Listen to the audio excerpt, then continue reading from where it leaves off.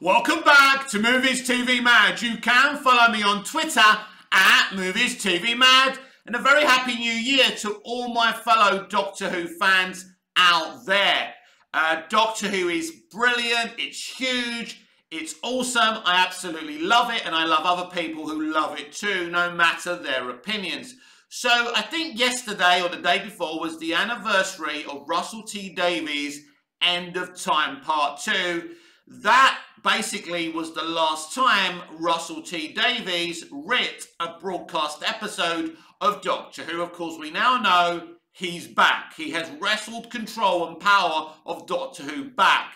And that's very exciting for everyone who loves Doctor Who. But I do think it's very funny with the "I don't want to go" line that I'm probably one of the few fans who understands how blatant it actually is. So people, when it first broadcast, saying, why is the Doctor so resistant to regeneration? It's only a regeneration. Well, if I could just explain, because I like the way Steven Moffat explains regeneration. The Doctor doesn't want to regenerate, not ever. It's a terrible process for the Doctor, and as Doctor Who fans, you should understand that because you see what he goes through before, during, and after the regeneration. It's not easy for him. He's being rewritten. Portions of his brain are also being rewritten, and that's why his personality changes so dramatically. He, she, or whoever the Doctor becomes. And so, the Doctor or a Time Lord would never, would never say, oh, it's just another regeneration. It's difficult, it's tough, but that's not even close to why the "I don't want to go" line is there. Because the "I don't want to go" line has nothing to do with the Doctor or David Tennant not wanting to go. This is a coded message, one of the most blatant coded message put in there by a creative and a writer ever. This is from Russell T Davies, basically telling you, it's pretty obvious actually, that he never wanted to go, that he'd been forced out. This is my theory, I have no evidence, that he'd been forced out by the BBC and he actually didn't want to stop running Doctor Who, or he at least wanted some kind of godfather role to keep control of the show. So what actually happened with the show under Moffat, when it got bad, and under Chibnall when it got even worse, never actually happened. Because there's no question about it, under Russell T Davies, the ratings were top. And the ratings started falling as soon as the 11th hour kicked off. Now, the ratings were still pretty healthy under Matt Smith, but they were diving down slowly but surely. I remember The Girl Who Waited. I think it's that episode. And I remember Family Fortunes beat Doctor Who for that episode in the ratings. Pretty embarrassing, considering Doctor Who under RTD, top ratings, every year won multiple television awards. The awards stopped once Russell left, and the top ratings and adulations stopped once he left. Let me be absolutely clear. I'm a big fan of Steven Moffat, and I absolutely adore a lot, if not most, of everything he did. But Moffat isn't about the health of the show. Moffat's about telling good stories. Moffat is a really pure writer. He wants to give you a great experience, and he has ideas on that. And I like the way he wrote Doctor Who. There's no question about it. I do feel the whole Doctor Who thing constantly in his dialogue went too far. I know he's obsessed with the whole Doctor Who thing, but he took it too far, didn't he? And he took certain things too far at times. So he was a man who was just interested in delivering the story rather than, Russell wants to give you great storytelling and great characterizations, which he did, but he's also very, very aware of the show and the ratings. He's aware of it all. He's the perfect showrunner, a great head writer, but also someone who understands that Doctor Who must win every week in the ratings. So he's perfect. He's perfect for this job, and he always has been, and he happens to be a storytelling genius. He's amazing. There's no question about that. So the Russell T Davies era had the full package. Now, as I say, I have no evidence of anything that I'm saying, but I do believe the I don't want to go thing was blatantly him telling us, the Doctor Who fans, look, guys and girls, or however you identify as, I don't want to go. I literally don't want to go. I'm being forced out. Now, publicly, Russell T Davies kept on telling us he was never coming back. He didn't miss Doctor Who. I remember him standing with Stephen Moffat at some Radio Times convention and being asked if he thinks of Doctor Who's stories now he's not on the show. He said no. Moffat said yes all the time. And I remember this, and this was like kind of when you're getting dumped by someone and you pretend you never think about her, but of course you think about her every fucking second of the day and you wish you were still together. So I do believe that Russell T Davies was driven off of Doctor Who, and I think that the I don't want to go thing was so blatant, and I'm surprised the BBC and the powers that be absolutely let him get away with that, but maybe they just thought he was servicing the plot, because he did go, to extremes to service that I don't want to go line. The whole anger when he sees Wilfred knocking 4 times and finding out that he thinks he's got away with it and he's not going to regenerate. But then at that moment he knows he isn't going to leave Wilfred, Donna's grandfather, to die. And a man he respects and tells he would be proud if he was his dad. I mean, that's a fucking beautiful moment. Brilliant writing by Russell. I'd be proud if you were my dad. Love it. Beautiful. Brings tears to my eyes. It's just, you want someone like RTD. He's so emotional within his writing, and I just can't wait to see what he's going to do with Ncuti and Millie, two of the best performers and talents in entertainment today. Ncuti Gatwa has great quality. He's top casting, and I think everyone should be very excited for the future of Doctor Who. But yeah, I've always felt that it was a coded message telling us that he didn't want to go. And most people are going to say to me, nah, mate, you're talking out your, you're talking about out your rear end here, mate. Of course he wanted to go. It was his choice. Well, it did seem like it was his choice, but it would have to seem like it's his choice. He wasn't going to start coming out and saying, I've been ousted, I've been forced out. Now, let me give you some factual situations here. So when Russell was leaving Doctor Who, the BBC really wanted David Tennant to remain as the 10th Doctor, as did Stephen Moffat. Now, David was always going to leave once Russell left, but maybe this kind of proves that he was driven out and ousted, because maybe if they didn't oust him, well, if they didn't force him out, he still would have been there anyway. But if his good friend Russell T Davies, who he'd worked with on Casanova prior to Doctor Who, was being ousted, then David Tennant, out of loyalty, wasn't going to remain in the role. And so, yeah, and then the BBC, when Tennant said no, they were, well, Stephen Moffat told us this, that the BBC were considering cancelling the show, and Moffat had to persuade them that he could keep it going. And to be fair for Moffat, for 6 seasons, he did keep it going. I mean, the Capaldi era did drop in the ratings dramatically. That's when the downturn really happened. Now, I'm rewatching the Capaldi era right now. I love it.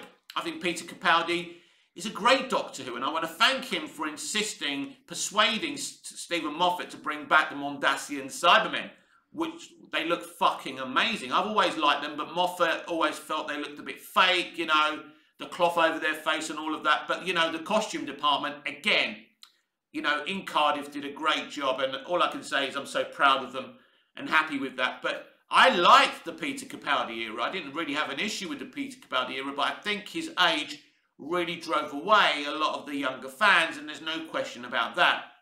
I think it will probably be a long time in hell where we'll see a 50-plus Doctor ever again.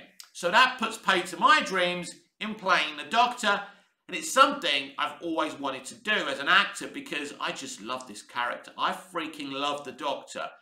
I've always wanted to be the Doctor, and I'm just going to have to fantasize about playing the Doctor in my own fan fiction, and that's okay. So yeah, I don't think Russell actually ever wanted to go, and the I don't want to go line was blatantly put in there for our purposes, so we understood that he never wanted to go.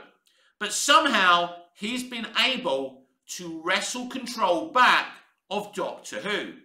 Now, I want you to understand the situation, and I've explained the situation a great many times on this channel, but I want you to understand that it's not just the fact that he's back as the head writer.